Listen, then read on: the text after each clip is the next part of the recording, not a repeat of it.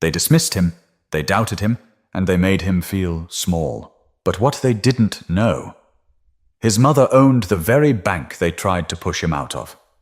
12-year-old Jaden Ellis stood at the entrance of Westbridge First National Bank, gripping a thick white envelope in his hands. He wasn't nervous. If anything, he felt excited. His mother, Monica Ellis, had finally let him handle something important on his own. It was a simple deposit, just some birthday money and allowance he had saved up, but to him it felt like a step into responsibility, a small but meaningful moment. He adjusted his hoodie and walked in, the cool, air-conditioned space a sharp contrast to the warmth outside. The bank was sleek, all marble floors and glass partitions, the kind of place where people spoke in hushed tones. Business types in pressed suits stood at the counters. A few older couples filled out forms at a side table, and tellers in crisp uniforms moved with mechanical efficiency. Jaden took his place in line, his sneakers squeaking slightly on the polished floor. The wait wasn't long. When it was his turn, he stepped up to the counter where a middle-aged woman with short blonde hair and thin-rimmed glasses sat behind the glass. Her name tag read, Margaret Downs. She barely glanced at him. "Next," she called, sounding bored. Jaden smiled politely and placed his envelope on the counter. "Hi, I want to deposit this into my account." Margaret's eyes flicked from the envelope to him. For the first time, she actually looked at him. Her expression shifted slightly, lips tightening, brows pulling together just enough to show she was already making an assumption. She didn't reach for the envelope. Instead, she leaned back slightly in her chair. "Where did you get this money?" Jaden blinked. My mom gave me the account to put it in." Margaret exhaled sharply through her nose. "That's not what I asked." There was a pause.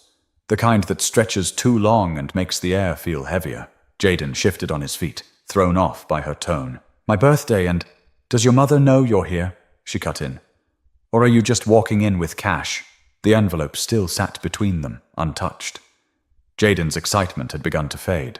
"Yes, she knows," he said, more cautious now. Margaret looked at him like she wasn't convinced. Instead of proceeding, she glanced over at a man standing near the offices in the back. Brandon Calloway. Senior banker. Suit pressed to perfection, wristwatch gleaming under the lights. He had been talking to another employee, but at Margaret's subtle signal, he looked over. Jaden saw the moment Calloway's gaze landed on him, the way his expression changed. Calloway walked over, his polished shoes making sharp clicks on the tile. "Is there a problem?" Margaret lifted her chin. "This young man says he wants to make a deposit." Calloway studied Jaden, then the envelope, and then Jaden again. There was something in his eyes. Not curiosity.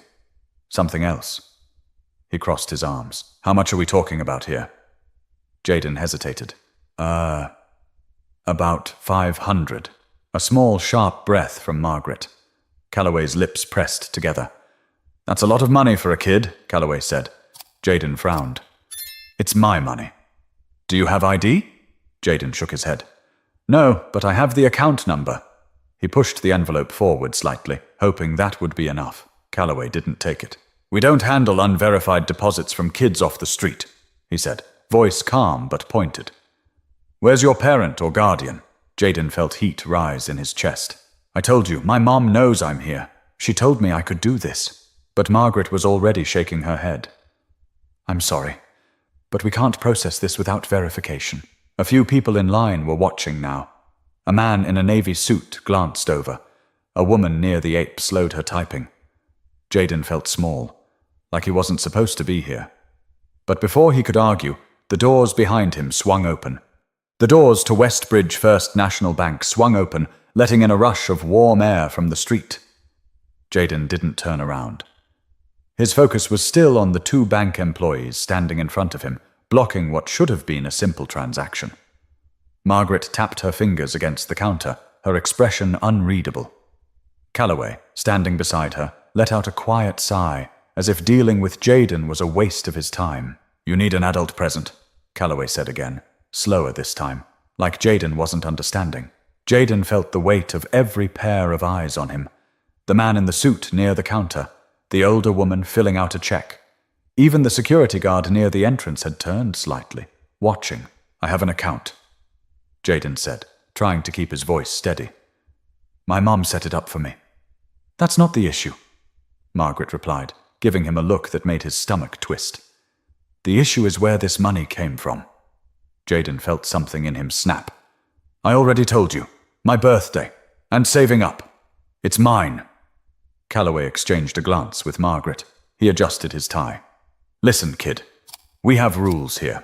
If we let anyone just walk in and dump cash into an account, you know how many problems that could cause."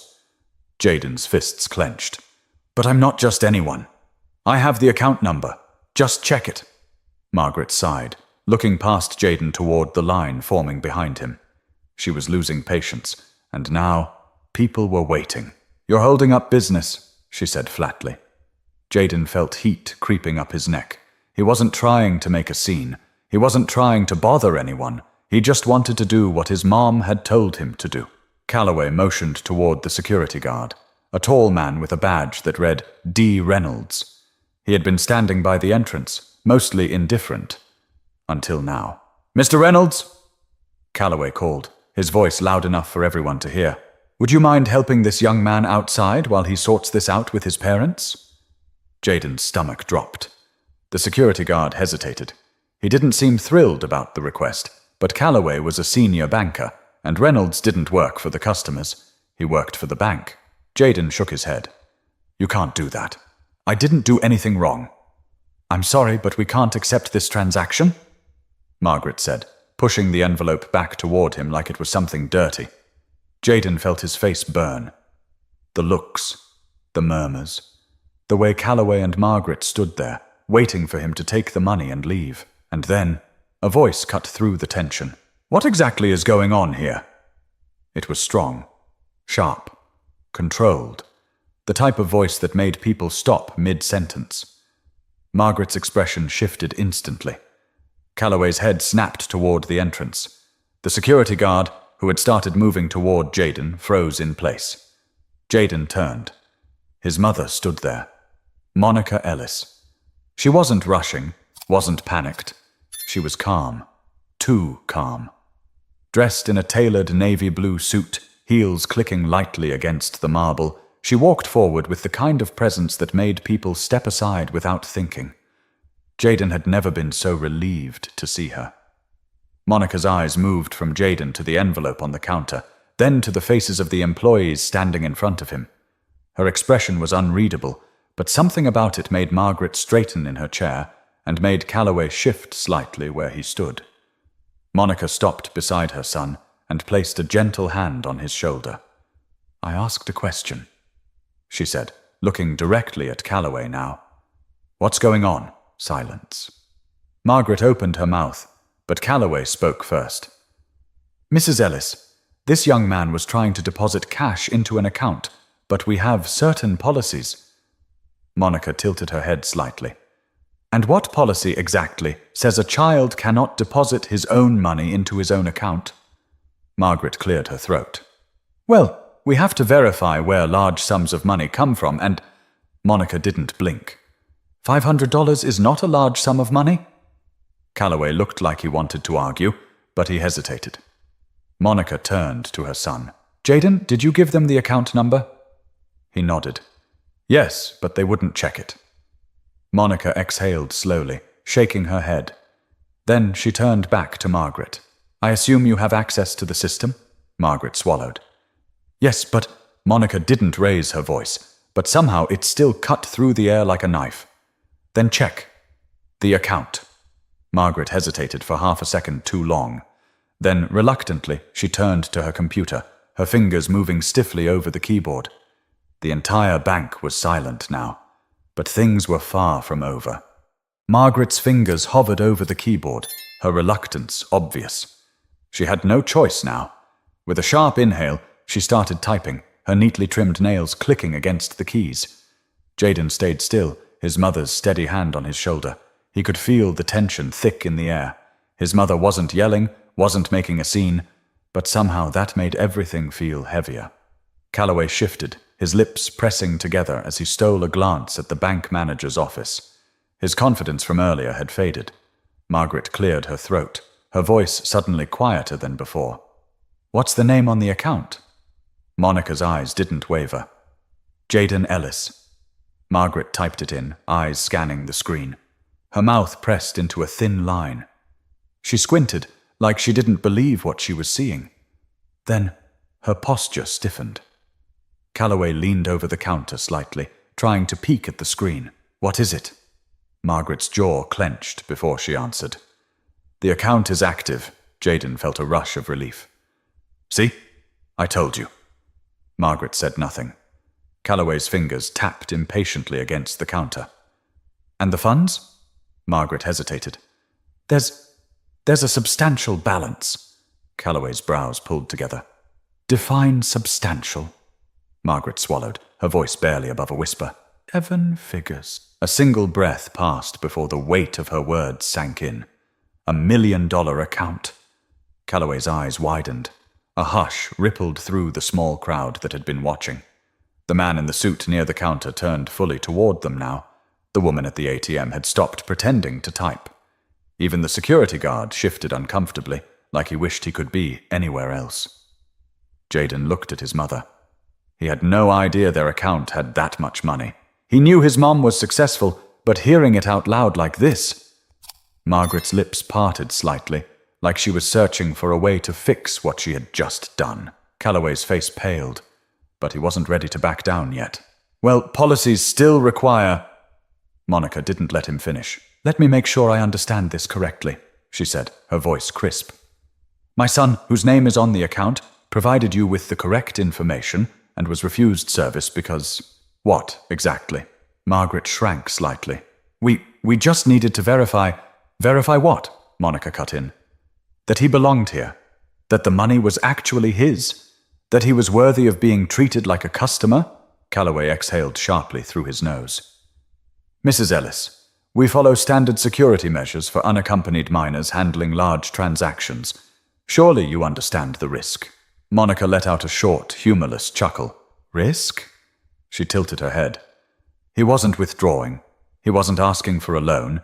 He was depositing his own money. What exactly did you think he was going to do? Commit fraud? Launder $500? Margaret's cheeks flushed. She quickly looked away, as if hoping the screen in front of her could swallow her whole. Monica stepped closer, her voice controlled but sharp.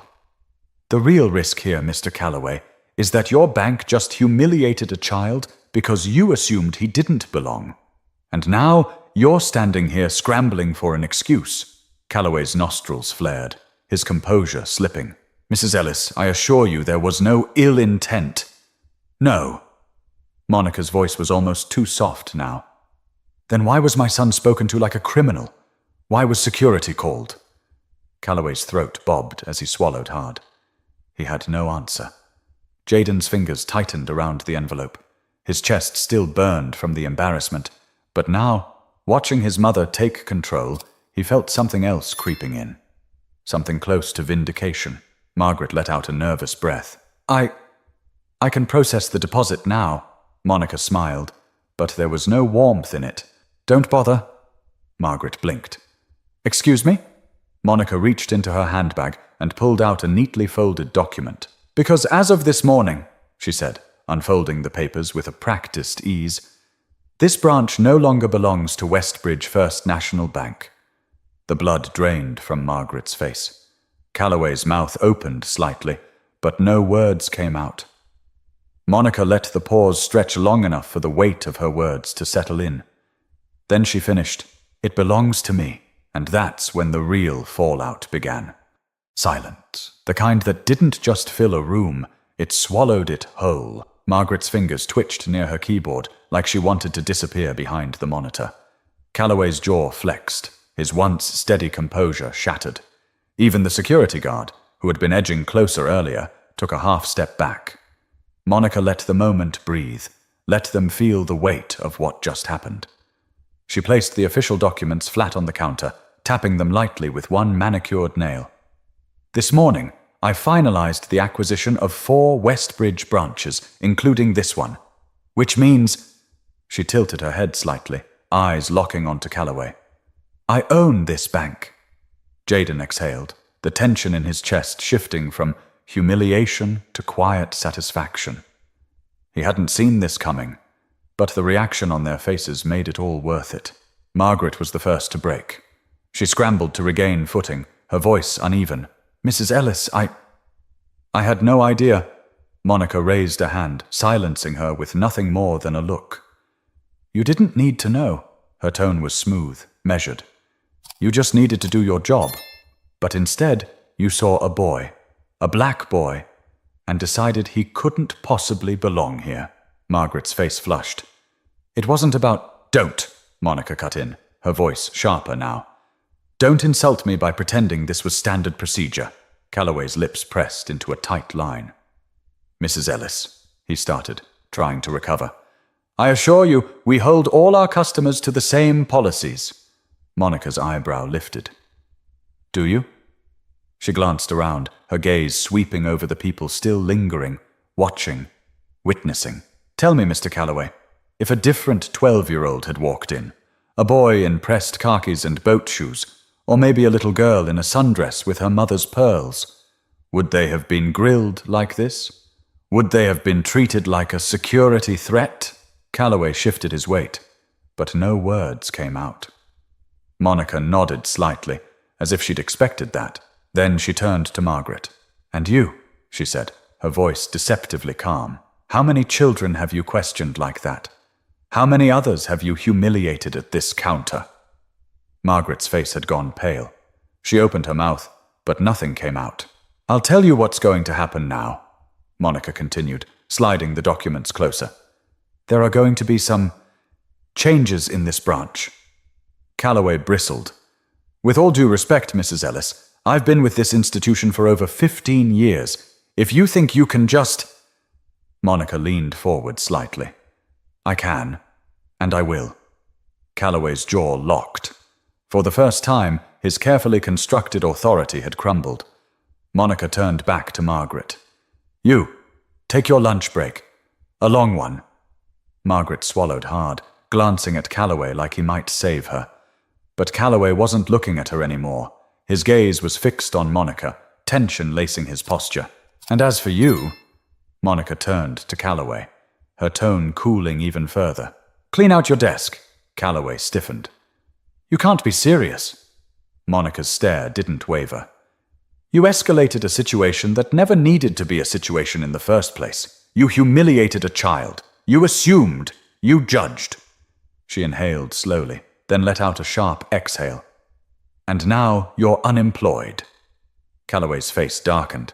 He turned to the bank manager's office, where an older man in a navy suit had been standing silently, watching everything unfold. Mr. Lowe? Calloway called, searching for backup. But the bank manager, Richard Lowe, gave him nothing. Lowe was no fool. He wasn't about to challenge the woman who now owned the bank. Calloway let out a slow, shaky breath, his shoulders deflating. He didn't argue. He just nodded stiffly and turned toward his office, his movements robotic. Margaret, still frozen in place, took a step back. Should I? Take your break, Monica repeated, but there was no kindness in it. Margaret gave a quick, jerky nod and all but fled from behind the counter. The energy in the bank shifted instantly. The employees who had been silent started moving again, but slower, more careful. The customers who had been eavesdropping turned back to their business, pretending they hadn't just witnessed a reckoning. Jaden still hadn't moved. He was still holding the envelope, still standing there, absorbing it all. Monica finally turned back to him. The fire in her eyes softened. Go ahead, baby, she said gently. Deposit your money. A new teller, a younger man, nervous but professional, hurried over to the counter. I'll take care of that for you, he said quickly, his voice steady, despite the tension lingering in the air. Jaden stepped forward. He didn't look at Calloway, didn't look at Margaret. He just slid the envelope over and watched as the teller did his job. But this wasn't over yet. The teller, his name tag read Eric Vasquez, worked quickly, his fingers tapping over the keyboard. His hands weren't as steady as they should have been, but he wasn't about to make the same mistake as his co-workers. Jaden watched him count the money carefully, verify the deposit, and input the account details without hesitation. There was no questioning, no unnecessary scrutiny, just business being handled the way it should have been from the start. "Your deposit is complete," Eric said, sliding the receipt across the counter with a forced but polite smile. Jaden took it.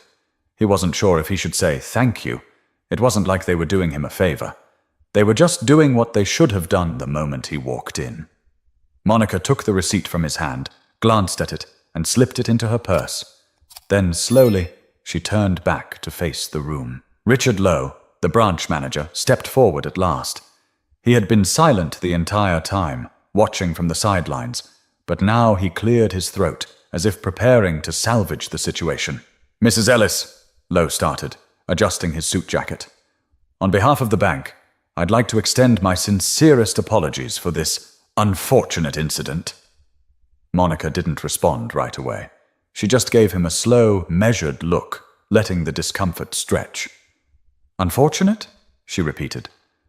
"That's an interesting word choice." Lowe hesitated, the sweat already visible at his temple.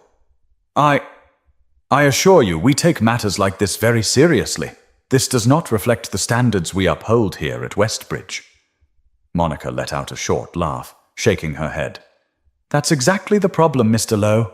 She gestured toward Calloway, who was still stiffly packing up his belongings, face unreadable. "Because it does reflect your standards. That's why no one stopped it. That's why the security guard was called instead of someone just checking the account." Lowe glanced at Calloway, then Margaret, who was still nowhere to be seen, and had the nerve to look embarrassed. "We can—" Lowe started, but Monica held up a hand. "Save it." She exhaled through her nose, steady and controlled.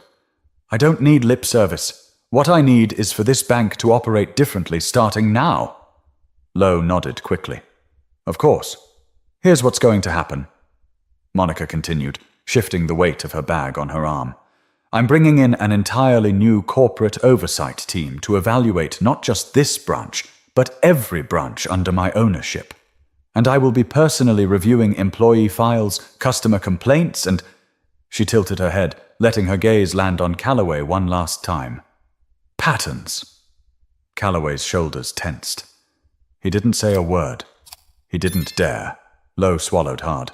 "Understood." Monica turned toward Eric Vasquez, the only teller who had stepped in to help. "How long have you been here?" Eric straightened up. 6 months, Mom. You handled my son's transaction professionally." Eric blinked. I was just doing my job," Monica nodded. "That's exactly what's supposed to happen. And yet, here we are." Lowe cleared his throat again, desperate to regain control of the moment. "I assure you, we will work to make the necessary adjustments." "I'm not asking." Monica cut in smoothly. Lowe pressed his lips together, nodding stiffly. He understood. Jaden, still standing by his mother's side, watched everything unfold with quiet awe. He had seen his mother in business mode before, had heard her on calls, watched her run meetings, but never like this. Never where the subject was him. He felt taller, not just because his mum had shut them down, but because she had proved what he already knew deep down. He belonged here. Monica let the weight of her words settle before turning back to Jaden. "We're done here," she said, her voice calm but final. Jaden nodded, his grip tightening around the folded receipt in his hand. As they turned toward the exit, Monica glanced back one last time. "One more thing," she said, eyes locking on Lowe. "If I ever hear about something like this happening again, at any of my branches, Westbridge won't just have lost one senior banker." Lowe swallowed hard. "Understood, ma'am." She didn't wait for a response, and with that, she and Jaden walked out to the front doors. Jaden stepped outside, blinking against the late afternoon sun. The warmth felt different now, like something heavy had been lifted from his chest. He glanced up at his mother, expecting her to still be in business mode, but she was already softening. She pulled her sunglasses from her bag, slipping them on like nothing had happened. "Hungry?" she asked casually. Jaden hesitated. It was such a normal question after what had just happened. Yeah. Monica smiled. Good. Let's get something before we head home. They walked toward her car, but Jaden's mind was still back in the bank. The way the teller had looked at him, the way Calloway had dismissed him, the way everyone had been so sure that a kid like him couldn't possibly have money to deposit. He should have been angry, and he was. But more than that, he felt seen. His mother had made sure of that. Jaden opened the passenger door, sliding in as Monica started the engine. As she pulled onto the street, he finally spoke. They didn't think I belonged there. Monica didn't react right away. She just kept driving, like she had been waiting for him to say it. No, she said finally. They didn't. Jaden frowned, his fingers running over the folded receipt in his pocket. I don't get it. It's just a bank. Monica sighed, tapping her fingers lightly against the steering wheel. It's never just a bank. Or just a school. Or just a store. People carry their assumptions with them. They don't even have to think about it. It's just there. And sometimes that means people like you have to prove you belong. Jaden stared out the window. That's not fair. Monica let out a dry chuckle. No, baby, it's not. They drove in silence for a moment before she glanced over at him. But here's the thing. You don't need anyone to validate you. You don't need permission to take up space. Jaden turned toward her. But they made me feel like I did. Monica nodded slowly. And they'll do it again. And again. That's why you never shrink yourself to fit into someone else's idea of who you should be. Jaden sat with that. Monica gave him a sideways glance. You held yourself together in there. He shrugged. I didn't feel like it. That doesn't matter. You didn't yell. You didn't panic. You stood your ground, and you let them expose themselves. Jaden smirked slightly. You kinda did that part for me. Monica grinned. Oh, no doubt. But next time, you might have to handle it yourself. So you better be ready. Jaden leaned his head against the window, letting out a long breath. I still don't get how you owned the bank and didn't tell me. Monica laughed. Because it wasn't important. She paused. Until it was. Jaden let that sink in. They pulled into a small diner, one of those places with neon signs flickering in the window. Monica put the car in park and turned toward him. You're going to deal with people like that your whole life, she said. And when you do, you have two choices. You can let it define you, or you can remind them who you are. Jaden met her eyes. Like you did? Monica smiled. Exactly. He thought about that as they got out of the car, walking toward the entrance. For the first time that day, he felt taller. Judgment is easy. Assumptions are easier. But power comes from knowing exactly who you are and refusing to let anyone take that from you. Always carry yourself with confidence, even when the world doubts you. And when someone questions your place in a room, make sure they remember your name when you leave. If this story resonated with you, share it. Let's start conversations that matter. And remember, your worth isn't up for debate.